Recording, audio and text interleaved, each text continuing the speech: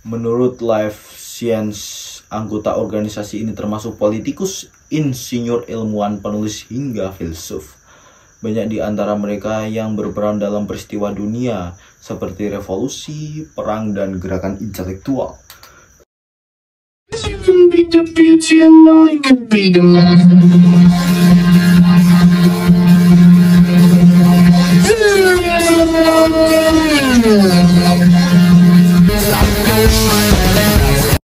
Assalamualaikum warahmatullahi wabarakatuh. Sampurasun mugia rahayu sagung dumadi nirmala nirmala swastiastu, namo buddhaya, salam kebajikan. Kali ini saya akan mentemakan tentang sebuah sejarah. Apa itu nanti judulnya? Sejarah Freemason, organisasi paling rahasia di seluruh dunia.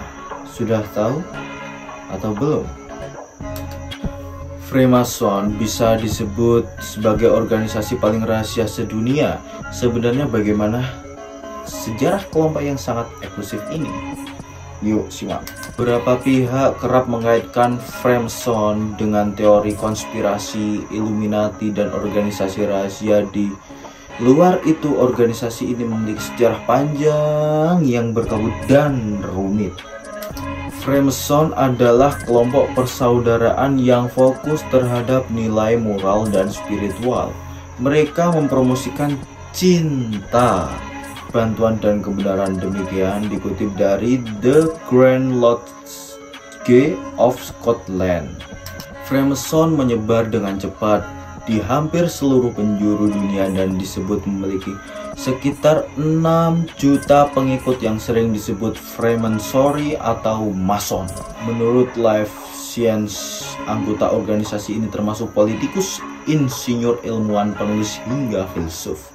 Banyak di antara mereka yang berperan dalam peristiwa dunia seperti revolusi, perang, dan gerakan intelektual. Persaudaraan tertua di dunia ini memiliki sejarah penuh kabut dan berliku.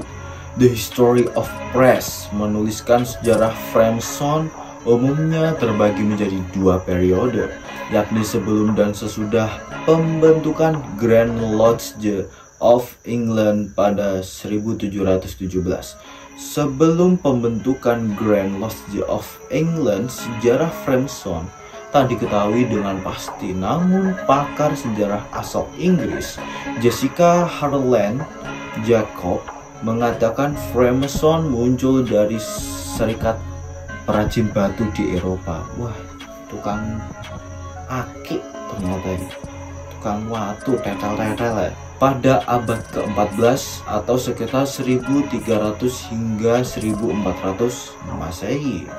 Freemasonry berasal dari serikat perajin batu di Eropa abad pertengahan, kata Jacob, seperti dikutip di Life Science.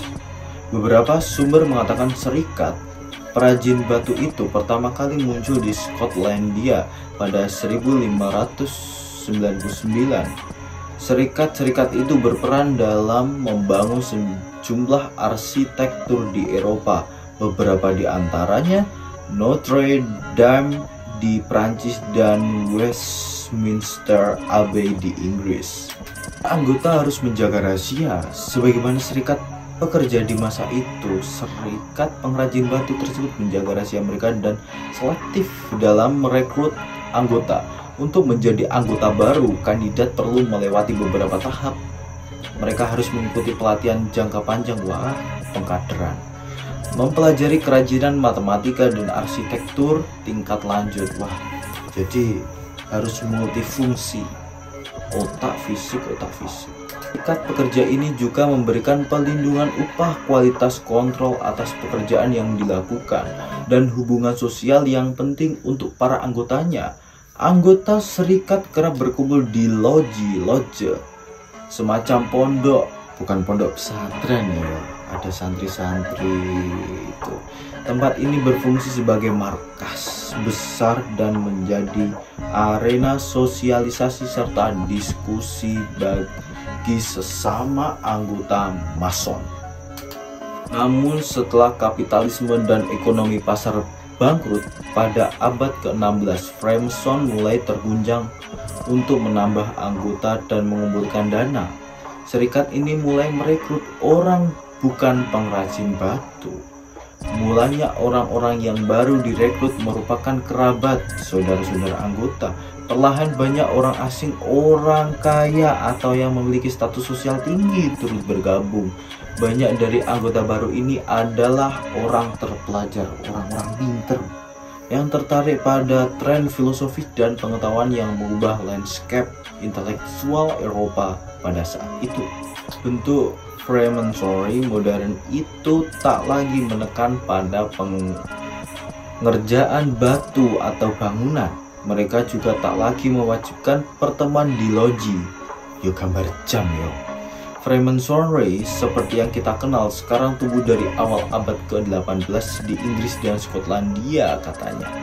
Freemasonry lalu menyebar dengan cepat ke seluruh benua. Loji-loji masonik pun mulai berdiri di Spanyol, Portugal hingga Rusia. Pada abad ke-18, Freemasonry membawa label sosial cukup besar. Menjadi seorang mason menandakan bahwa berada di garis depan pengetahuan. Demikian label dari mereka. Labelnya itu segitiga mata satu, lambang Dajjal. Bahaya lele. Eye of Providence versi Kristiani, itulah fotonya. Hingga saat itu anggota Freemason adalah laki-laki. Mereka melarang perempuan menjadi bagian organisasi ini karena meyakini perempuan tak bermoral. Kok bisa ya? Namun seiring berjalan waktu semakin banyak perempuan yang berperan aktif dalam organisasi ini, terutama di Eropa. Pada 1740-an, loji di Prancis menerima perempuan dan laki-laki dalam ruang yang sama, jadi sederajat. Tahun-tahun selanjutnya loji serupa muncul di Belanda dan Amerika Serikat. Itulah organisasi Freemason sejarahnya. Ya saya itu mengambil sejarah-sejarah singkat aja untuk mudah dipahami oleh kalayak-kalayak yang menonton video ini. Jadi sedikit-sedikit lah spill. Kalau ingin cari lebih tahu, buku tebuk, buku kitab book, itulah. Organisasi ini yo sangat berbahaya sih, kayak menguasai dunia pasti. Ya banyak orang-orang kaya, orang-orang elit, orang-orang pintar, intelektual. Tapi kok gitu ya? Ini belum lagi ke keluarga yang memegang bank seluruh dunia. Ya dari bangsa, kalian tahu sendirilah. Jadi itulah organisasinya. Saya menerangkan secara singkat agar kalian bisa paham. Kalau kurang detailnya, kalian kan bisa melihat di Google, bisa melihat di mana-mana, bahkan tanya-tanya orang yang pintar di sekitar kalian. Nggak mungkin di sekitar kalian tidak ada orang-orang yang pintar. Maksudnya pintar itu tahu, maksudnya tahu itu mengerti, maksudnya mengerti itu paham, maksudnya paham itu bisa menerangkan atau menceritakan atau memberitahu informasi tentang itu. Jadi saya pamit undur diri. Kalau ada kata-kata yang kurang baik saya mohon maaf. Ngapunten ingkang kathah sedaya kalepatanipun kawula kagem panjenengan sedaya yang melihat video saya. Saya undur diri. Wallahul muwaffiq ila aqwamit thoriq, billahi taufiq wal hidayah waridha wal inayah. Wassalamualaikum warahmatullahi wabarakatuh. Sampurasun india rahayu sagung dumadin nirmala nirmala swastiastu. Namo salam kebajikan yuk.